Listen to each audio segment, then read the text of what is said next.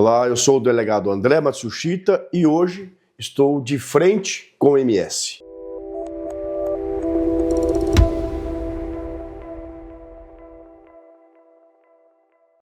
Eu sou policial há 37 anos.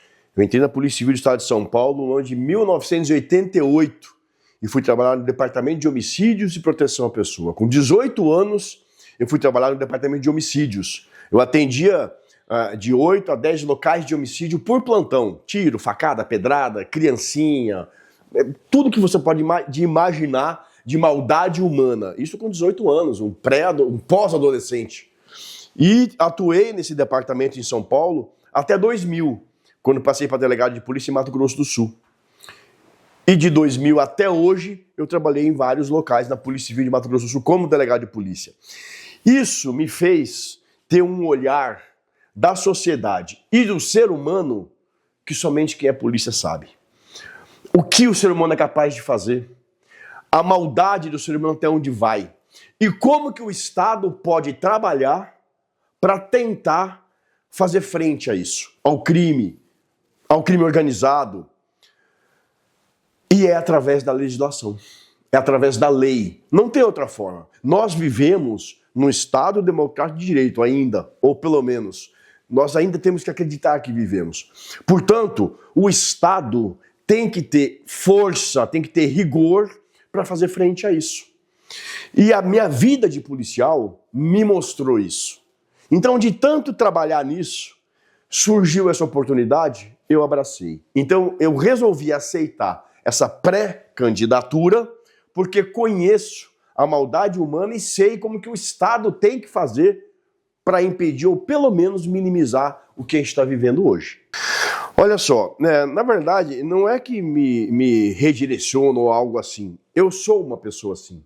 Eu sou uma pessoa de direita, não rotulando, mas porque coaduno com os pensamentos que vêm desse segmento social. Eu sou pela segurança, eu sou pela família, pelos valores morais, eu sou pelos valores religiosos. São valores que se perderam hoje em dia e que por conta da ausência desses valores, nós vivemos o caos que é o Brasil hoje.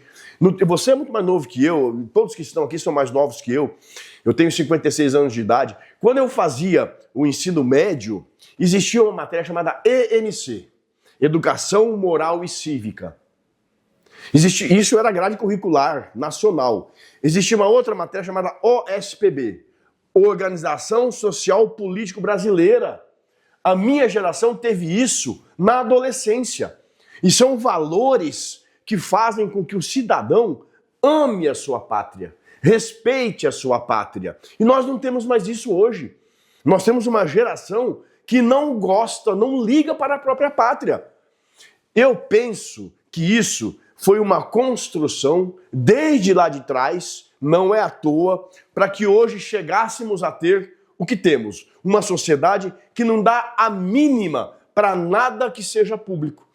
Quando você não dá valor ao que é público, não se importa, porque você pensa bem, o cidadão hoje assiste a um escândalo de Banco Master, assiste a um escândalo do INSS e não liga. Não tem problema, não é meu. A ideia de não ter um cidadão patriota é esse. O dinheiro público não é meu, eu não ligo. Essa mesma pessoa que não liga, se entrar um bandido lá no quintal dele para furtar um casaco que está no varal, ele mata, dá uma facada. Por quê? Porque o casaco é dele. Isso é meu. Então foi uma desconstrução do cidadão para que não gostasse da pátria. Por isso não tem educação moral e cívica, não tem OSPB, para que o cidadão, uma geração inteira, não se importasse com o que é público, inclusive o dinheiro público. Aí é fácil tomar. Por isso eu sou de direita. Porque a direita, esse rótulo, mas a direita, pessoas conservadoras, têm essa necessidade. Na minha família, nós temos isso. Né? Na minha família, nós cultuamos esse tipo de pensamento. Por isso, eu me caracterizo, né? Eu me encontro nesse segmento social. Porque eu sinto isso, eu penso assim, eu sou assim. Essa é a razão. Eu não acredito, tenho certeza. Eu tenho certeza. Você vê bandeiras do Brasil fora de Copa do Mundo? Você não vê.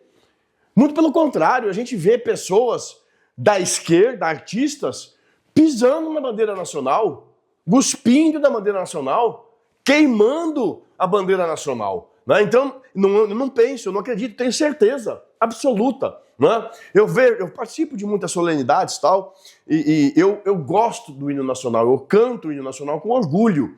E eu vejo pessoas mais novas que não sabem cantar o hino. Eu vejo pessoas mais novas em solenidades, né, que o hino está tocando e a pessoa está dando risada, tá de costas, não tem... Isso é o quê? É o que você disse, não tem pertencimento, isso para mim não vale nada, isso não me representa. Isso faz com que tenhamos uma sociedade alienada que não se preocupa em olhar para o que é seu. O dinheiro público é meu, é seu, é dele. Por quê? Porque vem de imposto. É nosso. O nosso trabalho é que criou aquele dinheiro. E ele tem que ser gerido com responsabilidade, com honestidade, com transparência. É o que a gente não vê. E não vê a sociedade cobrar. E não cobra porque ela foi desconstruída. Olha só, pensa só. E antes disso, eu fui policial do plantão. Né? Foram 12 anos trabalhando na rua, né? Em São Paulo. Ou seja, na minha vida, né, eu tive atividades que me trouxeram conhecimentos práticos e teóricos e acadêmicos. Né? Da polícia ali na frente, com 18 anos, cara, eu vou te falar uma coisa. Por que eu me apaixonei por ser um policial, por trabalhar com isso? Eu tinha 18, 19 anos quando entrei na polícia, e você vai num local de homicídio, tem um indivíduo morto ali, de 20 anos, 21 anos, e tem uma mãe chorando. Cara, aquele choro é um choro, ninguém de nós merece isso. Nenhum pai ou mãe merece enterrar um filho. Isso é, com certeza, a pior dor do mundo. É dilacerante, é algo terrível, terrível. E aí você assiste aquilo, e aquilo, cara, eu vou investigar isso aqui, eu vou descobrir. E aí você pega aquele caso, você faz aquela investigação, você identifica quem matou aquela pessoa e você prende aquela pessoa. Está na sua delegacia um dia desse e aparece aquela mulher que você viu naqueles prantos de verdade, carnal, aquela dor. Ela vem lá na sua delegacia, você não foi intimada, ela saiu lá de Itaquera, pegou 3 conduções para chegar ali e te fala o seguinte: você não trouxe meu filho de volta, mas desde que ele morreu, vai ser a primeira noite que eu vou dormir em paz, porque o cara tá preso. Nada paga isso, nada. Porque aquilo é tão verdadeiro quanto aquele choro. E eu não intimei ela veio porque ela quis. E falou isso no meu olho. Nada paga isso. É isso que o Estado tem que fazer para o cidadão. É isso. Em qualquer serviço público, é isso que o Estado tem que fazer para o cidadão. E hoje nós temos que lutar para voltar isso. Para que isso seja realmente o dogma do Estado. Em todas as áreas. Eu sou da segurança pública, vou dizer que vou fazer isso na segurança pública. O outro é médico, vai dizer que vai isso na saúde. O outro é da educação, o professor. Mas cada um, no seu viés, tem que ter essa vontade, cara. Tem que ter esse tesão de fazer o que faz. E nós temos que voltar a fazer isso, sabe? E fazer isso com o coração. Né? Eu sou policial por isso. Por isso, nada paga isso. Nada paga isso. Então, isso é o que nós precisamos enaltecer no serviço público. Então, todo esse tempo de polícia que eu tenho e como professor, esse tempo todo me trouxe sentimentos e conhecimentos que eu penso que podem ser aproveitados, que podem, de alguma maneira, produzir frutos que vão traduzir nisso lá na frente. Mas é uma construção histórica, tá? Pensa só.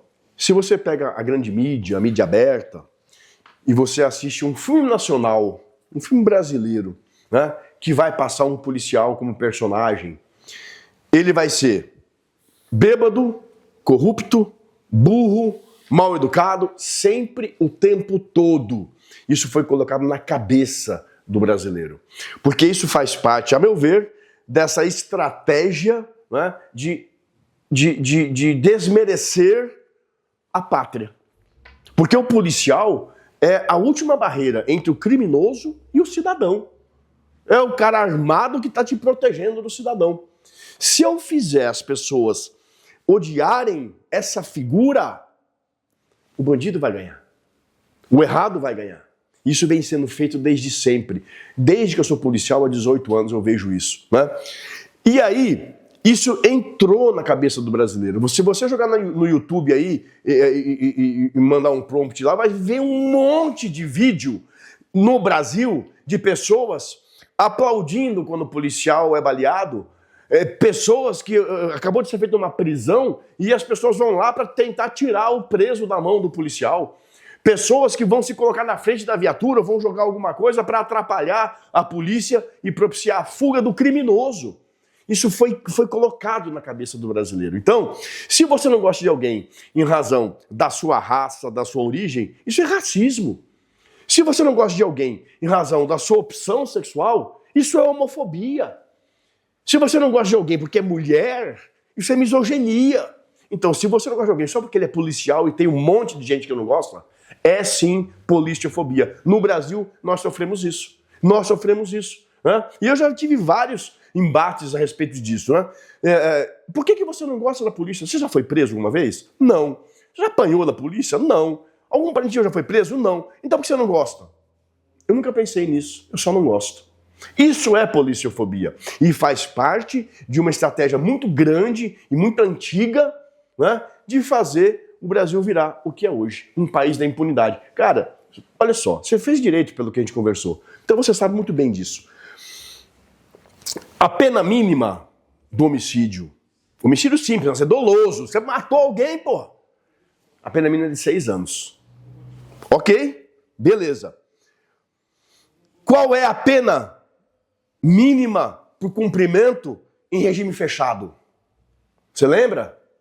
8 anos, pô. Então no Brasil, olha isso, é um país em que você pode matar alguém, você pode dar um tiro e matar alguém, e você não vai para o regime fechado. Se você falar isso em qualquer país civilizado do mundo, ninguém vai acreditar. Mas como assim? No seu país você pode matar que você não vai para o fechado? Sim, no meu país eu posso. Como que um país desse pode dar certo? Como que um país desse pode dar certo? É o país da impunidade. Nós temos no país aproximadamente, sei lá, vamos chutar aí 500 tipos penais. No Código Penal, do 121 para cima, e nas leis esparsas, vamos falar 500. Beleza. Desses, quantos não têm pena privativa de liberdade, nem em hipótese? Não tem prisão.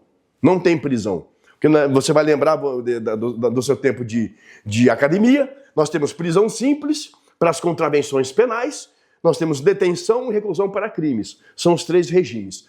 Quantos crimes no Brasil não tem nenhum deles? Nem prisão simples, nem reclusão, nem detenção. Quantos? 1. Sabe qual? Artigo 28 da Lei de Drogas. Porte de drogas para uso próprio. Não pode prender. Não pode prender. Numa contravenção penal, se o cara é flagrado cometendo uma contravenção penal de prisão simples, e se ele se recusar a assinar o termo de compromisso de comparecimento, eu posso prender ele em flagrante por uma contravenção. Se o usuário que está com drogas, no artigo 28, se recusar a assinar, eu falo, então o senhor desculpa o incômodo, pode sair. Isso é um país sério? Aí acontece um monte de cracolândia e a culpa é da polícia. Fazer o que com esse cara, velho? Agora, quem é que traz dinheiro para o crime organizado? Quem é que traz dinheiro para as organizações de tráfico? É o usuário. Ninguém vê isso? Me parece o seguinte, ó, não mexe nos meus meninos. Eles que me trazem o dinheiro. Pô, isso é um tapa na nossa cara, bicho. E não é segredo, saiu no Diário Oficial, é lei. Como é que um país desse pode dar certo? Como é que um país desse pode dar certo com uma doutrinação dessa maneira, com uma legislação leniente com o crime? Audiência de custódia. 80% das prisões em flagrante hoje não são convertidas em prisão preventiva, o cara sai em 24 horas por crimes severos, crimes graves, ele sai. E não adianta ficar xingando o juiz, o promotor e o delegado. Não é culpa nossa não, é porque está na lei. A lei exige que o juiz, para converter a prisão em flagrante em prisão preventiva, cumpra os requisitos da preventiva. Antes dessa audiência de custódia, eu prendia o cara em flagrante, por um roubo, por um homicídio, que seja, tá preso. e comunicava o juiz em 24 horas. Ele recebia a cópia do auto de prisão e fazia um checklist. Né? O crime narrado, o fato narrado é realmente um crime, tem nota de culpa, o preso tem mais de 18 anos, fazia uma. E aí ele dizia assim, flagrante formalmente em ordem, homologo. O cara ficava preso. E eu tinha 30 dias para construir os requisitos da preventiva, inclusive o laudo pericial. Com a nova lei, sabe quanto tempo eu tenho para fazer isso? 24 horas, porra! Como é que eu vou trazer em 24 horas num plantão policial com 5, 6 flagrantes, eu vou trazer elementos para o juiz conseguir converter em preventivo? Ele não consegue. Aí se ele fizer tem que estar respondendo para o CNJ. Então tem que soltar. Aí o cara cometeu um crime e em 24 horas está passando de volta na frente do comércio que ele roubou, que ele furtou, na frente da casa do cara que ele agrediu e dá um tchauzinho. Ou seja, uma sensação absoluta de impunidade, tanto para o criminoso como para a vítima. A vítima está refém, o cidadão de bem está refém, e a gente fica quieto, cara. E tudo isso está acontecendo. Né? Só que esqueceram de combinar com a sociedade. Ó, o cara não vai ficar mais preso não, tudo bem? E quem faz isso? Os parlamentares, deputados e senadores. Uai, então a gente não pode reclamar, foi a gente que quis. É uma questão bastante sensível, viu? A violência doméstica ela tem uma característica diferente dos demais crimes. Né? O roubo, o furto, eles acontecem na rua. Né? A polícia militar, fazendo o seu trabalho preventivo, ela consegue coibir isso, porque ela está lá na rua, fazendo o seu patrulhamento, o seu policiamento ostensivo. Né? Agora, a violência doméstica ela acontece dentro de casa. Né? E a polícia não vai fazer policiamento no interior da casa de ninguém. Então, é muito mais difícil, né? E é uma questão cultural que precisa ser atacada, não é só criminal, cultural, né? E o agressor, ele é um covarde. O cara que bate na mulher, o cara que pratica violência doméstica com mulher ou com criança, é um covarde. Ele tem medo. Esse cara que não chega na delegacia, ele chora que nem bebezinho. Ele só é brabão na rua ou dentro de casa com a mulher dele. Ele é covarde, o cara vai ser covarde, tem medo. Né? Então, se houver realmente uma punição, se houver realmente uma consequência para esse tipo de comportamento, como ele é covarde, ele não vai fazer. Ele faz porque ele tem certeza que não vai acontecer nada. Por isso que ele faz. Porque ele é covarde, porra. Se você fizer o cara sofrer com isso... Agora, como é que a gente tem que fazer? Nós temos que ter uma legislação que seja mais ágil em todos os aspectos, para que a gente possa impedir. Nós tivemos a partir daquele caso trágico da Vanessa, né? Horrível aquilo que aconteceu, todos os personagens que atuam na Casa da Mulher Brasileira, Polícia Civil, Ministério Público, Defensoria, Judiciário, Prefeitura, todo mundo... aprimorou os seus procedimentos, os seus protocolos de trabalho, né?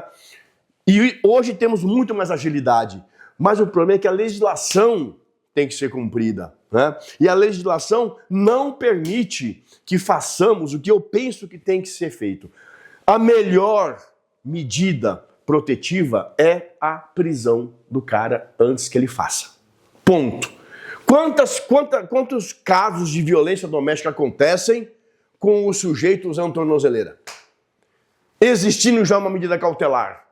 Então, nós temos que ter uma legislação que permita a prisão dele antes que ele faça. Mas para isso tem que mudar a lei. Nós fizemos um convênio porque nós criamos um projeto Fala Delegado. Essa questão que eu falei para vocês aí, dessa destruição da nossa reputação de décadas, sempre me incomodou.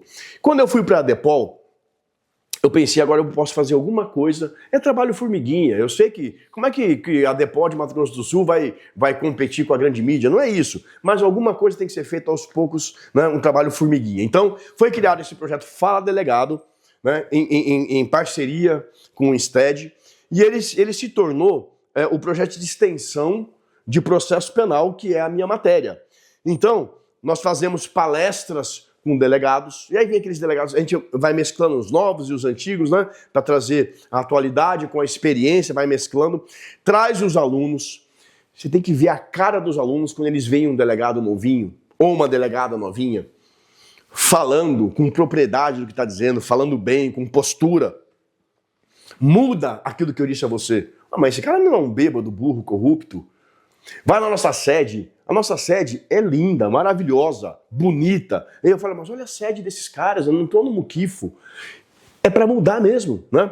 Então esse projeto, ele primeiro essa palestra, e tem um podcast chamado Fala Delegado. Então esses delegados vão para o nosso podcast, a gente entrevista eles sobre isso. E depois de um tempo, eu fui convidado para ser colunista de segurança pública na Rádio e TV Educativa. E aí nós criamos a coluna Fala Delegado no rádio, que inicialmente era uma vez por semana. E aí, ao vivo, eu falo sobre esses temas de interesse da sociedade. Começou a dar tão certo, ficou tão legal, que eles me chamaram e falaram, vai ter que ser 2 vezes agora. 2 vezes por semana, sabe? Trazendo isso para o público, para a sociedade. Então a gente passou de, não é mais só o acadêmico de direito, né? E depois vai para a internet, agora está no rádio. Né? E ficou dando tão certo que depois a Rádio Capital conversou comigo, a gente está fazendo na Rádio Capital também, toda quinta-feira, a partir do 12h20, que na Rádio Educativa é de manhã. Terça e sexta, a partir das 7h30 da manhã. Hoje teve, eu saí de lá e vim para cá. E na Capital é 12h20 para frente. Vai crescendo isso. Mostrar quem é o delegado de polícia. Então, era antigamente, quando começou o projeto, só para os acadêmicos. Né? E hoje está na rádio e foi para a TV. A gente faz vídeos na TV Educativa e esses vídeos são passados durante a programação. E agora, eu acabei de lançar um livro, eu vou te trazer um exemplar, acabei de lançar um livro chamado Fala Delegado, o mesmo nome, né? Mostrando, e é um livro que não é direcionado para o operador de direito apenas, é porque ele é escrito de uma forma que todo mundo entenda e conheça a relevância e a importância do delegado de polícia no contexto da persecução penal. Então tudo isso é um projeto que eu criei lá atrás para mostrar para a sociedade que nós somos, sim, o seu protetor. Quem é que bota a cara para tomar tiro no seu lugar? É só o policial, pô. Ontem morreu o Felipe, o comandante Felipe, tomou um tiro de fuzil há 1 ano atrás, no Rio de Janeiro, pilotando um helicóptero. Passou 1 ano tentando sobreviver, sofrendo, ele sofrendo, a família sofrendo, ele definhando, e ontem, infelizmente, ele perdeu a guerra. E cadê a comoção pública? Agora morre um bandido, vira aquela comoção na internet, vem político de esquerda fazer discurso inflamado, vem ONG. Porra, bicho, que inversão de valores. Aí morre um cidadão, pai de família, casado com um filho, com um tiro na testa, para proteger a sociedade, e ninguém fala nada, e não tem comoção. Olha como está invertido tudo isso. Né? Então, tudo que eu faço é um trabalho formiguinha, mas para tentar mudar isso. Eu cansei. Em 37 anos de polícia, eu cansei de ficar só falando. Por isso que eu resolvi fazer o que eu estou fazendo. Olha, eu vou falar uma coisa para você. Essa extensão territorial de fronteira seca de Paraguai, Bolívia, Mato Grosso do Sul é o portão do Brasil. É o portão do Brasil. E o que entra de drogas, de contrabando, de armas e de munições, não é para Mato Grosso do Sul. É para o Brasil. E não é para o Brasil, é para o mundo. Essa droga que passa por aqui, fica uma parte? Claro que fica. Para o consumo daqui, para o tráfico interno? Claro que sim, claro que fica. Mas grande parte vai para os grandes centros. Né? E de lá, né, quando chegar no Porto de Santos, vai para outros países. Então olha a importância de Mato Grosso do Sul para o mundo. E quem é que faz o policiamento raiz aqui no estado? As forças estaduais. É o governo do estado, somos nós. Eu fui superintendente de segurança pública em 2 gestões, por muito tempo. E na superintendência que eu atuava, está o DOF. O DOF atuava diretamente ligado a mim. O DOF e a DEFRON, o Departamento de Operações de Fronteira e a Delegacia de Fronteira, são dois marcos no combate ao crime organizado no Brasil. Você sabia que essas 2 unidades das polícias de Mato Grosso do Sul fazem curso para a Senasp? Né? Somos percussores de policiamento de fronteira. Só que o que acontece? É preciso que a União faça a sua parte. Com as Forças Armadas, com as polícias federais, rodoviária, Polícia Federal, eles fazem? Claro que fazem, mas a União deveria dispensar muito mais força para eles fazerem aqui. Nós, do Estado, deveríamos ser uma força subsidiária e não a principal. Só que nós somos. Quem viaja para o Mato Grosso do Sul, quando é parado numa fiscalização, é o DOF. E o pior de tudo, se você pegar o nosso sistema penitenciário, mas a grande maioria dos presos oriundos do tráfico de droga, desse tipo de tráfico, e são pessoas que sequer têm domicílio em Mato Grosso do Sul. Não são daqui. Estavam transportando a droga. E quem é que tem que agora cuidar desse cara? Pagar? Custa caro. E cadê a União? A União é que devia, então, pelo menos, subsidiar o nosso sistema penitenciário. Não faz. Então, esse é o grande gargalo.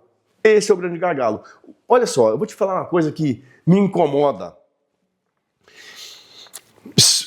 Se você pegar em todos os estados, você vai ver lá a segurança pública desse estado sendo representada por policiais. Deputado delegado fulano, deputado tenente não sei o quê, deputado sargento não sei o quê, deputado policial, sempre, em todos os estados tem. Mato Grosso do Sul nunca teve. Aí ficam pessoas que não são policiais falando de segurança pública e representando a segurança pública no Congresso Nacional. Meu irmão, é impossível. Você não vai ser especialista de segurança pública se você não for polícia. Só quem entende é quem puxou plantão. É quem ficou fora de casa no Natal, no aniversário do filho, quem ficou olhando no olho do vagabundo, não pode falar, né? No olho do bandido, o bandido olhando no seu olho quando você prende ele, o homicida, o traficante, olhando dentro da sua alma. Só quem passou por isso, quem faz isso, é que sabe o que é isso. Quem trocou tiro com bandido ou tomou tiro de bandido. Não adianta falar que é especialista se você não é polícia. E Mato Grosso do Sul nunca teve, no Congresso Nacional, um policial para representar a segurança de um estado que tem mais de 1.500 quilômetros de fronteira seca. Nunca teve um policial, quer dizer, nós não temos um policial competente no estado para representar a segurança pública no Congresso e fazer o que eu estou dizendo aqui. Isso tem que ser repensado. Quem entende de segurança pública é polícia, ponto final. O resto é palpiteiro. É palpiteiro. Veja só, eu fui policial da ponta há muito tempo, né? Eu sei o que é estar lá. Nós precisamos de uma valorização da carreira policial no Brasil. Isso depende, sim, de lei federal. Por quê? Nós temos agora a Lei Orgânica da Polícia Civil Nacional, a Lei Orgânica da Polícia Militar Nacional, né? Nós precisamos justamente disso, de leis nacionais que propiciem, né, a valorização dos servidores da segurança pública em todos os aspectos. Em todos os aspectos. Aqui no estado, graças a Deus, né, nós conseguimos alguns avanços, né, à frente da ADEPOL, mas são avanços direcionados para a categoria que eu representava. É preciso que isso seja nacional e para todas as categorias da segurança pública. Cara, o único que bota a cara para tomar tiro, para te proteger, é o policial. Mais ninguém. Mais ninguém. Né? Quem é que vai tomar um tiro por você? E por que a gente não reconhece a importância dessas pessoas? Por que a gente não reconhece o valor dessas pessoas? A gente insiste em ignorar isso daí. Né? E aí lá na ponta, quem sofre? Todos nós, é o cidadão. Se a polícia está desmotivada, a polícia não, o policial. Porque a polícia é uma instituição. Ela não está nem motivada nem desmotivada, porque ela não é alguém, ela é algo. Mas se o policial está desmotivado, né, por várias razões, como que ele vai atuar? E outra, bicho, e a segurança jurídica? Hoje o policial está sempre errado. O cara comete um ato heróico e ainda tem que ficar respondendo, ficar se explicando, respondendo processo administrativo. Tá tudo errado, cara. Aí o polícia não vai botar cara. E quem é que fica na mão? O cidadão que está indo para a faculdade. Hoje em dia, no Brasil, quem é que está sossegado? Aqui no Mato Grosso do Sul ainda, eu vim da Polícia de São Paulo, eu vim do estado de São Paulo, da capital, eu sei a diferença, né, da sensação de segurança. Aqui, a gente ainda vive com uma certa tranquilidade. Né? Em São Paulo, eu não tenho coragem de tirar o celular na rua porque eu vou tomar um tiro na cara por causa de um celular. Né? Em estados maiores. Aqui ainda não é assim, não vai ser porque a gente tem um método de trabalhar bastante efetivo. Mas, até quando? Até quando? Né? Então, a valorização do policial, ela precisa ser lá de cima. Tem que ser algo uniforme e de verdade, pô. Agora, quem é que sabe o que o polícia precisa? Quem é polícia, porra? Quem tava lá. Senão não vai saber. É aquele negócio, né, cara? Alguém vai te explicar qual é a dor da queimadura. Aí o cara começa a falar, não, ela arde, ela vem de dentro para fora, porque pega a derme, epiderme, é uma dor que irradia e tal. Começa a te falar esse monte de coisa. Aí você fala, porra, deixa eu ver a sua queimadura. O cara fala, não, eu nunca me queimei não, que estudei isso. Ah, sai andando, meu irmão, você é um 71, rapaz. Você nunca se queimou e fala qual que é a dor da queimadura? É a mesma coisa. Não vem com esse papo furado que entende segurança. Você não é polícia, você não entende. Ponto final. Então, é preciso que a sociedade perceba isso. Perceba isso. Valorize sua polícia. Valorize o policial. Porque é ele que te protege, cara. Ninguém mais. Ninguém mais vai dar a cara para tomar tiro no seu lugar. Só o policial. O policial nunca está fora do uniforme do distintivo. Porque, sabe o que a lei diz? A autoridade policial e seus agentes devem prender em flagrante. Devem. E não tem lá, exceto-se de férias, exceto-se de folga, exceto-se fora da sua área. Não fala nada. Você tem tatuagem? Eu também tenho. Você tira ela para sair? Não. Aonde você for, ela está com você. Então você tem que pensar muito bem se você vai fazer uma tatuagem, porque você não vai tirar mais. Policial é isso. Quando o cara entra na polícia, ele tem a obrigação legal de agir. E não tem excesso de férias, excesso de folga. Então, você nunca sai do distintivo ou do uniforme, porque ele é uma tatuagem. Isso é ser policial. Você imagina um policial numa cidade do interior. Todo mundo sabe que ele é polícia. Ele está de folga. Vai na única pizzaria da cidade com a família. Acontece uma briga, um entrever, um roubo, ele é obrigado a agir. O delegado do interior trabalhou o dia inteiro, está em casa, deu um flagrante.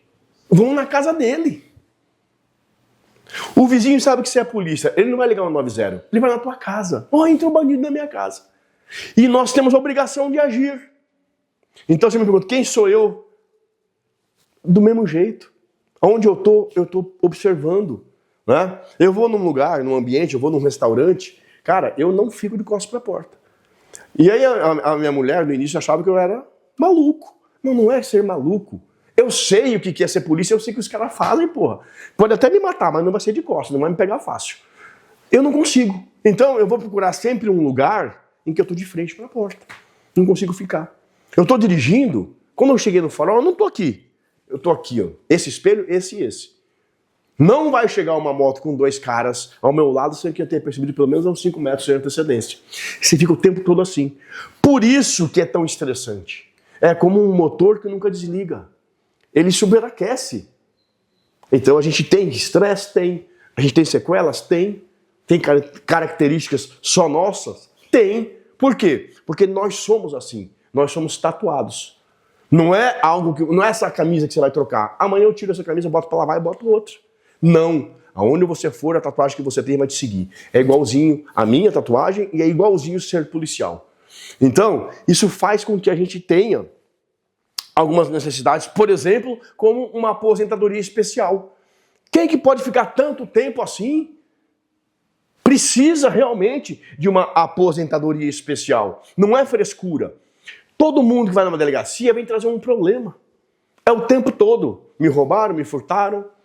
É sofrimento, é problema, é dor dos outros. É bandido que você prende olhando na sua cara. Você acha que esse cara esquece? Ele nunca vai esquecer. E você acha que eu vou lembrar tudo que eu já aprendi na minha vida? Impossível. Impossível. Eu sei muito, tem duas categorias de pessoas que me encontram e pode acontecer de eu não lembrar. Alunos. Eu dou aula há 27 anos. Eu dou aula há 27 anos. Ele foi meu aluno. Muitos alunos passaram por mim. Até meu filho foi meu aluno. Já teve audiência que eu fui, que terminou a audiência. Quando terminou, a juíza falou, doutor, o senhor pode ficar? Posso. Pois não. O senhor foi meu professor. E hoje ele é uma juíza. uma procuradora do trabalho, uma promotora, delegados vários, investigadores, escrivães vários foram meus alunos. Então, muitas vezes eu não vou lembrar, né? Porque é muita gente. E presos, gente que eu prendi. Como que eu vou lembrar de todo mundo? Mas você acha que esse cara vai esquecer da minha cara? Nunca mais. E já aconteceu de eu estar andando na rua e o cara ficar me fitando, eu falei, eu prendi esse vagabundo. Eu não lembro dele, mas o jeito que ele está me olhando, o jeito que ele anda, ele não foi meu aluno. Ele não é acadêmico. Ele não foi acadêmico. Ele é preso. Você sabia que o policial experiente, policial de rua, ele identifica o preso às vezes pelo cheiro? Olha só, a carceragem tem um cheiro muito pesado, muito forte, só que é característico, não é sujeira. É cheiro de carceragem. Por quê? Porque o ser humano, quando fica encarcerado, ele não toma sol, ele não se movimenta. Então ele cria hormônios que nós não criamos. É uma questão biológica. E esses hormônios exalam um odor característico. Então, por mais que ele tome banho, por algum tempo esse cheiro vai continuar até que o seu organismo volte a produzir os hormônios da forma natural. Então é capaz de o cara acabou de sair da cadeia tal, e passar aqui, ó, você sente o cheiro. Isso parece animalesco, né? Esse é o policial. Isso é ser policial. Você está o tempo todo ligado, olhando para ver se alguém não vai te atacar, se um cara que você prendeu, porra, você prende homicida, cara. Você mexe com PCC, você mexe com gente. Anteontem, né? Uma criança de 2 anos tomou um tiro, eu falei sobre isso na rádio hoje, tomou um tiro na cabeça. 2 horas da manhã, num boteco.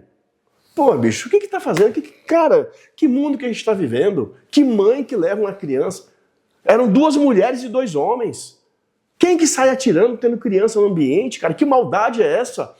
Que falta de Deus, que falta de amor, que falta de tudo, cara. Desses 4, 2 homens e 2 mulheres, são mulheres, bicho. Vê que tá com uma criança, sai dando tiro. Que maldade é essa, cara? E essa mãe, o que está fazendo com o seu filho? O seu filho de 2 anos tem que estar às 2 horas da manhã, dentro de casa, alimentado, no quentinho, protegido, e não no boteco. Cara, então, tá tudo de ponta cabeça. Tá tudo de ponta cabeça. E se as pessoas acham que tá bom assim, então as pessoas estão com um sério problema cognitivo. Porque isso não tá bom. Não tá bom. Criança de 2 anos não tem que tomar tiro. Ponto final. Mas com absoluta certeza. Agora, se elegem pessoas com esse pensamento, é isso que vai ter.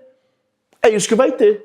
A cada dia, maior é a leniência, maior é a conivência da nossa lei com o crime. Nós temos uma legislação que é feita para não prender. Agora, bicho, na boa, a lei... Mais uma coisa que você leva da faculdade. A lei é erga omnes. Então, produzem leis para não prender lá em cima. Só que se não prende lá em cima, não prende ninguém. E vira o que a gente vive. Então é tudo uma grande engrenagem. É claro que sim. É claro que o Congresso hoje produz uma legislação absolutamente favorável ao criminoso e deixa o cidadão à mercê. E deixa o cidadão refém disso tudo. Impede a polícia de trabalhar com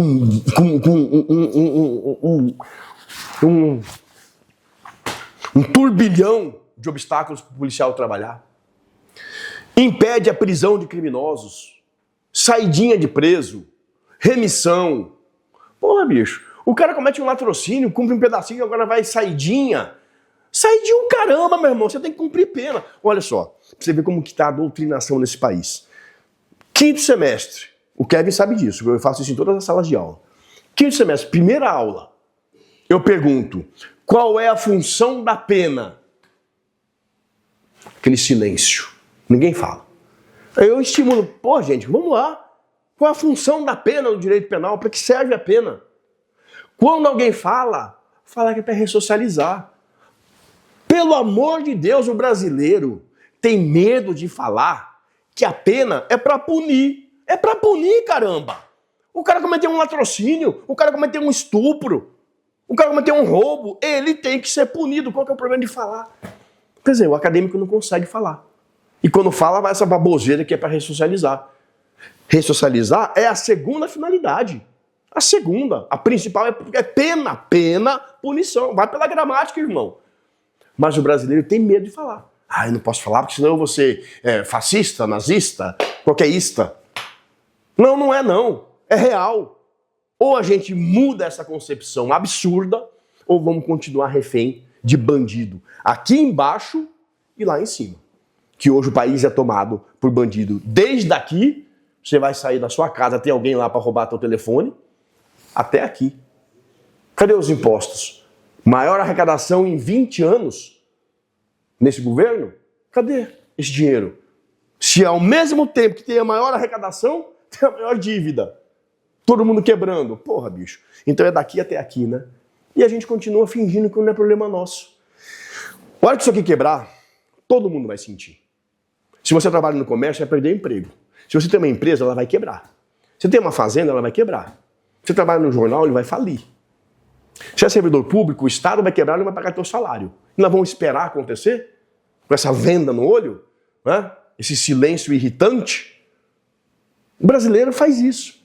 Faz isso. Ah, não é problema meu, tá tudo bem. Por quê? Porque lá atrás ele foi criado, a pátria não é minha, não tem pátria, isso é besteira.